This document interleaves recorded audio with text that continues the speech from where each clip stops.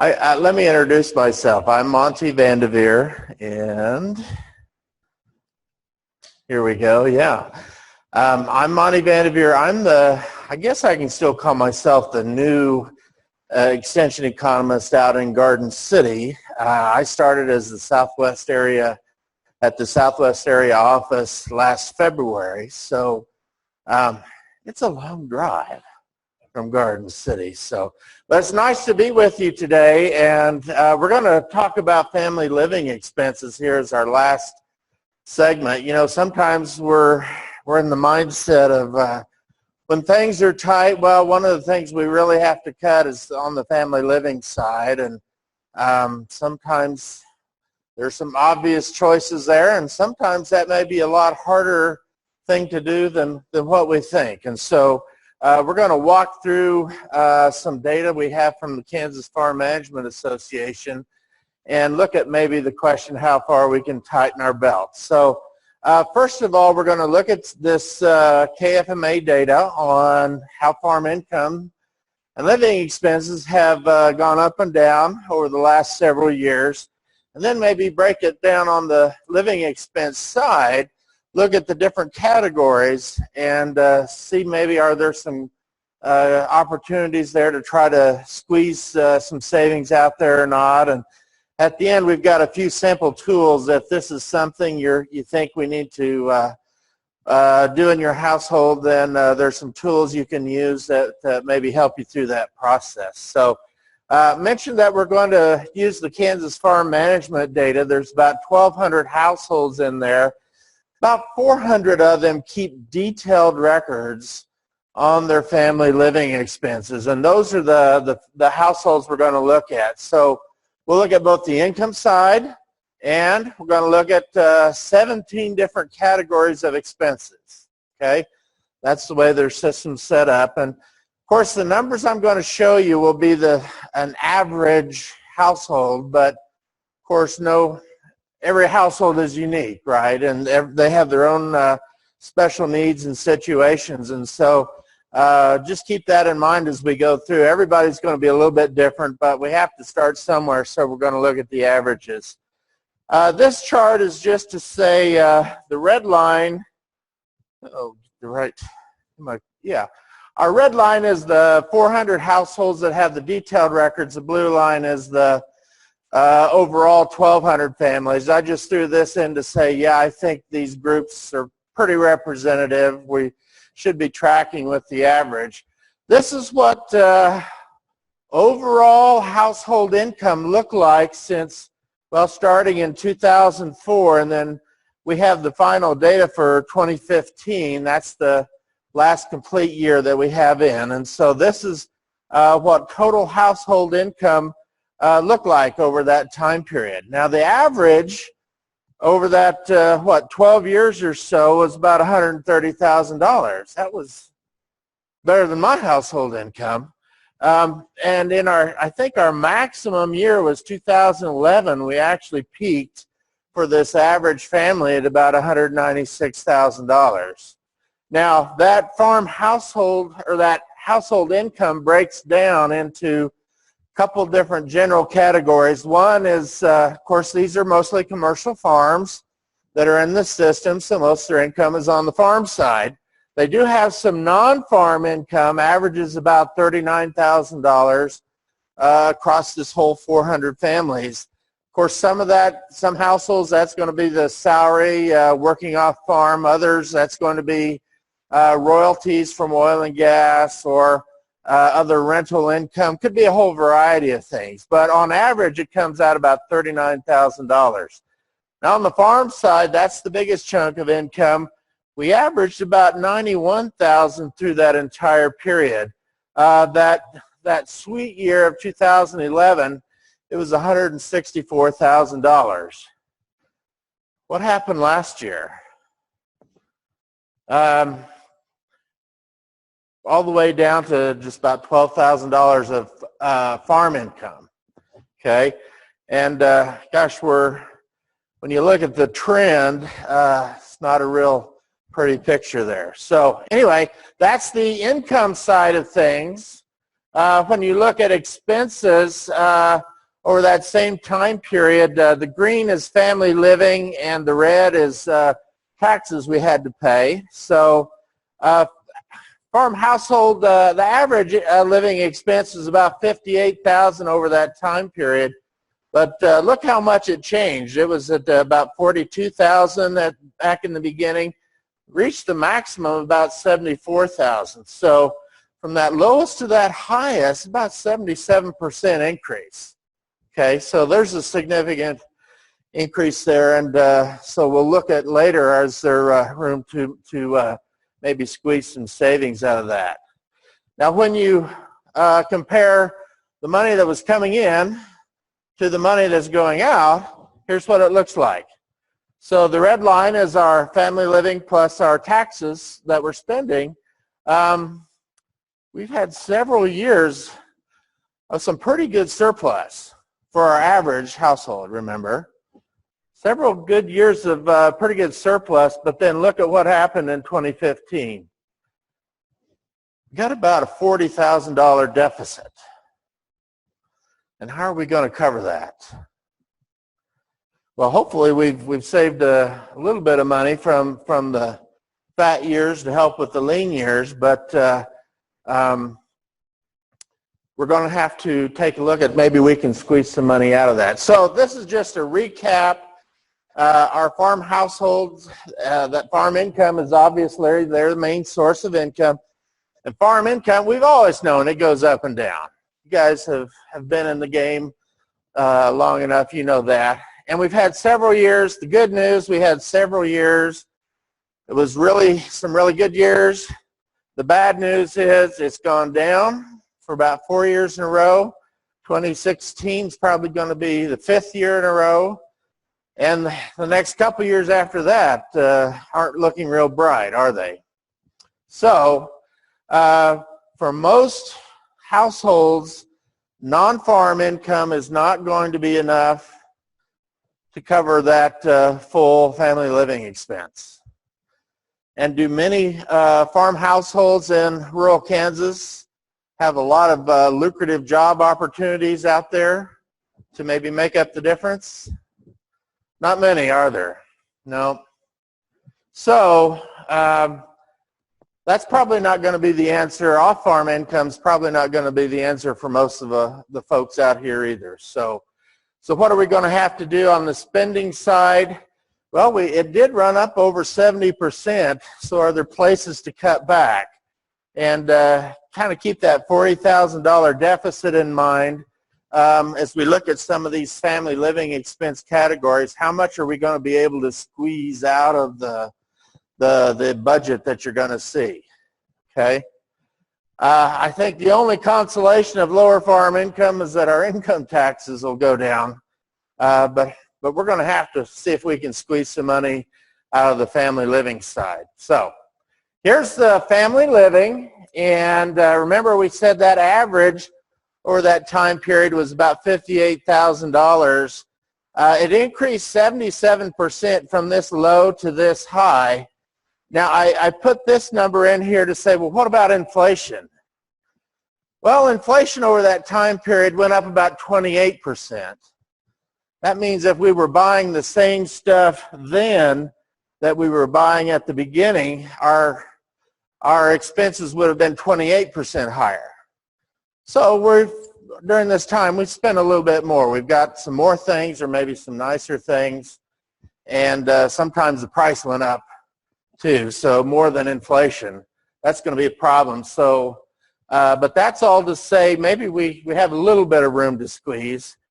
And here's the first half of those 17 family living expense categories. Okay, it's kind of hard to read in your packet, but what I've done is I've ranked them from the highest average spending to the lowest. That's the average over that 12-year time period. We've got the lowest amount and then the highest amount for that same 12 years. And then how big the percentage increase was, how much the percent increase was during that time period. It's time to go. Okay. That's my 2-minute warning. I have to talk fast. So I bolded these. If the category increased more than that 77% average, I bolded the category just to highlight it as one that was going up faster than average. Okay? So it turns out our biggest category is the personal and recreation side, and it didn't quite double during that time period. It was a big number. And I know a few families, they probably took the vacation of the lifetime, and others, maybe their recreation is they've got season tickets to go to the football game or whatever it happens to be. But this was a category that was probably a big increase, and probably there's some discretion in there. It's probably one of those categories we can maybe look for places we can cut back. Now this household operation, that was the next biggest category. It almost doubled during that time period. This is kind of a catch-all category for all the other household spending that doesn't fit in the other categories. Okay, so everything from toothpaste to toilet paper to towels, and I'm not sure what the biggest item is in that category, but it did go up quite a bit, way faster than the rate of inflation. So we have to consider that as a possibility for maybe an area to cut back. Food was not a big category of increase. Health insurance basically doubled during this time period. And I think that's probably going to be the scariest category that you guys are going to have to deal with. I was at the Southwest Farm Management Association board meeting in Dodge City maybe about a month ago, and the association economists were saying we've got people paying well over $1,000 a month for their health insurance. We even had one who was paying one case over $2,000 a month. And when you look at this $8,300, that figures out about $700 a month. So is anybody here, are you guys seeing the same health insurance increases? I see several heads nodding. Yeah. Yeah, and all the things that are happening in the insurance market and Obamacare, that is probably part of that. If you're not part of a big group employee plan, you're self-employed, then your rates are probably shooting up. Yeah. So the money that we can maybe save in some of our other categories, some of it's going to get eaten up by what we do on the health insurance side. So this is probably the toughest one we're going to have to deal with. Our other medical costs was not a big increase category. Contributions, so that's like money to church and to United Way and your other charities that you give to, then your tax deductible category and your tax form, that's what that one is. It more than doubled, so probably a little bit of discretion in there, a little bit of wiggle room. House upkeep and repairs, that was probably our biggest percentage increase. And there's probably some cases where Ma finally got that new kitchen she was waiting for, or Dad may have built him a man cave. And of course, a lot of us old farmers, it's just stuff that you were waiting 20 years to fix up, you finally got fixed up. You know, it's not all luxury hog wild stuff on this home improvement. So hopefully we were able to make the repairs in the good years, because that may be a category where we're going to have to defer maybe some improvements we were hoping for till things get better. Gifts, another category, big increase. You know, that's birthday, anniversary, Christmas. We can have some discretion in that one. Life insurance, that was a bigger increase. Here's the other set of categories. Automobile, that's about $250 a month. Utilities, telephone, not a big increase category. Furniture and equipment. How many farmers do you know that have a recliner that's old enough to vote? Yeah. And so we finally have a good year and we can replace that. But now the new recliner is going to have to wait till he's old enough to vote to get updated. So maybe that's probably one where we have some more discretion there. We can defer things if we just have to. Education was not a big category. Bank interest, I'm guessing that's probably our credit card interest is in there. Probably not a lot of farm households have big credit card debt. Bank interest, yeah. Miscellaneous expense. Child care, had a comment at another meeting on the child care side. Not many, the reason that number is so low is not many of our 400 families have, kiddos at home. So that number is going to look small. But the ones who do have kids, this rate of increase may be another category that eats up some of the savings that we squeeze out of the other categories, right? So it's interesting as we go through all these categories, it's kind of easy for me to look at the chart and say, well, you can save some here, you can save some there.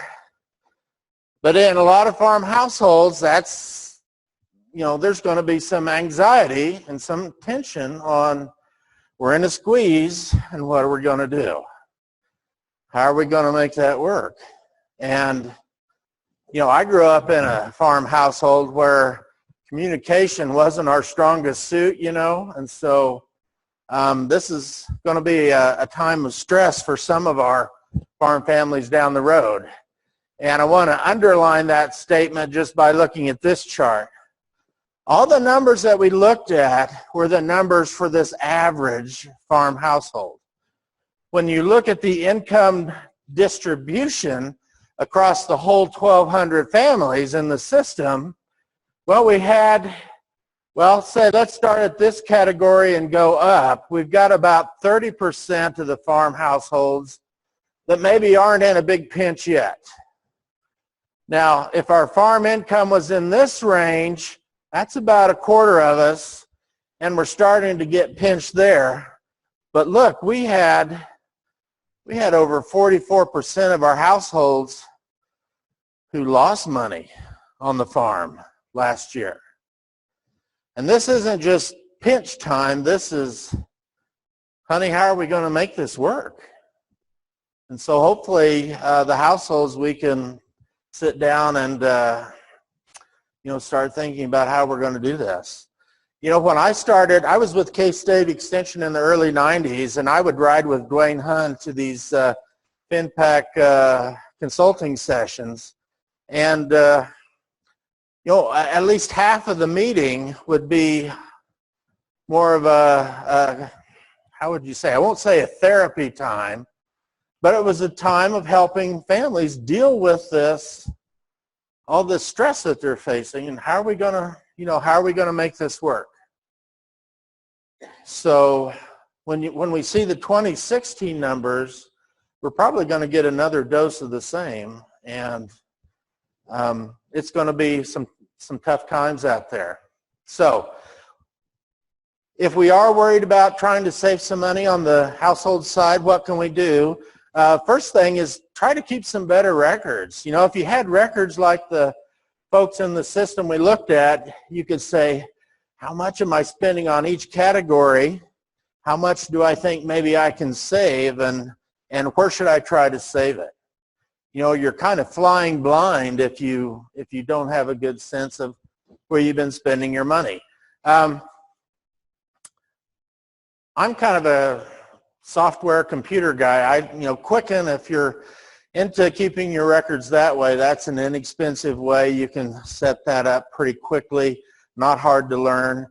And once you get the system set up, you can get a lot of information at your fingertips really quickly. Now, whether you use the Quicken or not, though, you can develop just a simple household budget. And extension, and not just K-State Extension, but extension from really all the states, has been working on the subject of household budgets for years. So there's a lot of information out there. There's a couple fact sheets from K-State that you can look up and give some guidelines on what's the typical spending for this category and that category, and how should we set our priorities, and how can we make this work. Iowa State has a fact sheet about the just the family farm finances. Minnesota, I found this website, it was really interesting. Had a section not just on healthy wallets, but healthy minds and getting through tough times. So, you know, this isn't just a cold numbers exercise. This is a give and take of what are we going to have to give up to make this work. I'm going to show you a tool from the, if you have to flip back a page or two in your packet, but we put this printout in there. The first page, this is kind of the summary section, and what you do is like, this is the income side, a lot of detailed, where do I get income from? Work out your totals and then plug it into the summary section. So here's your sources of income. Now and then the next page is all these categories of expenses, okay? And it's really detailed. You know, it's easy to overlook what we spend. I'm that way. I don't realize how much I'm spending on this. If I, you know, actually added it up, it might be kind of scary. But it tries to be a thorough list of all the places you spend your money. Then go back to that sheet and put the totals in here and compare our income and our expenses, and where do we come out on that. And then you have your worksheet to go back to. Well, can I cut some here? Can I cut some there? And so on, okay? A lot of tools like this take different forms, but there's plenty of tools out there like this that can help a household start to get a handle on the spending situation, okay? So just to wrap up, we're going to have to figure out some ways we can save money. For our average household, at least, there seem to be some categories we can at least save a little bit of money, where there's some discretion involved. Some of the other categories, there's not a lot of give and take. I mean, we're not a lot of cuts to be had. So hopefully we can do a better job looking at our records, know where we're spending the money, and think about how much we can save, and do some budgeting and see if we can make this work. So comments, questions? I think this is all that I wanted to cover this afternoon.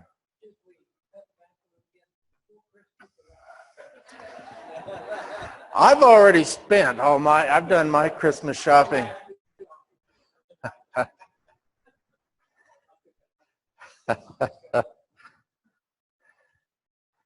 Other comments, yeah.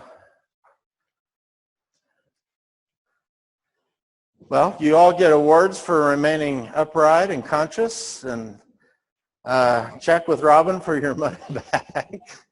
Seriously, if there are a lot of resources out there, and Dwayne was mentioning those in at the end of his remarks, families that are really wrestling with some of this stuff. We have some people who can work one-on-one, and it's discreet and respectful, and we can try to help you out. So thanks everybody for coming. You know, this is my first time at the Parsons facility. It's a lovely facility. It's fun to be down here and meet you guys. So thanks again for coming.